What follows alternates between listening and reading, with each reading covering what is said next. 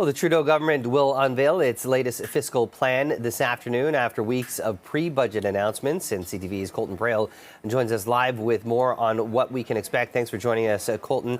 Obviously, we know that there's been a lot of these pre-budget announcements, especially here in Toronto, focusing on housing. What else can we expect in the budget?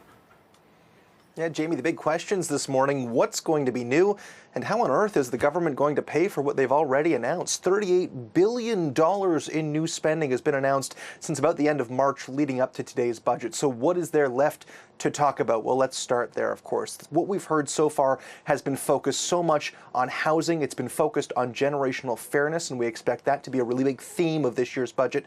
It's also been focused on defense. Now, what is there left to talk about? Well, the big one is pharmacare. Will there be any money for pharmacare, especially contraceptives, something that we know is supposed to come relatively soon, possibly even by the end of this year? That's something we are absolutely watching for. The other one is the disability benefit. The Liberals have been promising that for a long time. Life is becoming more and more unaffordable, especially for those Canadians who are on the lower end of the income spectrum. They need that help more than ever. Will they finally start to get it? Those are the two big questions as far as what money could be added that we haven't heard from.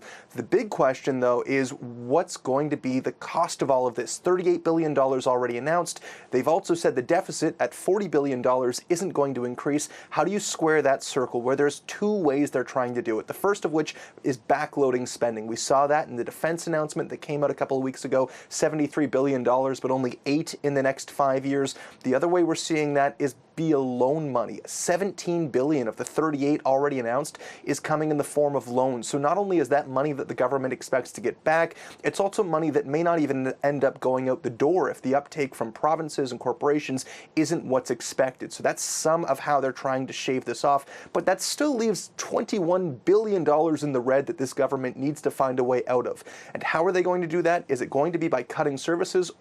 Or more likely, and what we've been hearing from some sources, is some form of tax hike. Now, Chrystia Freeland has been very specific that there will not be a tax hike on the middle class, but that certainly leaves a lot of other options, particularly a wealth tax and a corporate profits tax, some form of excess profits or windfalls profits tax. That's something that sources say the government has absolutely considered. We're waiting to see if that's going to show up in the budget as potentially one way for this government to try to balance all of this new spending while also trying to lower the deficit and our debt to GDP ratio. We're waiting for that at 4 o'clock, Jamie.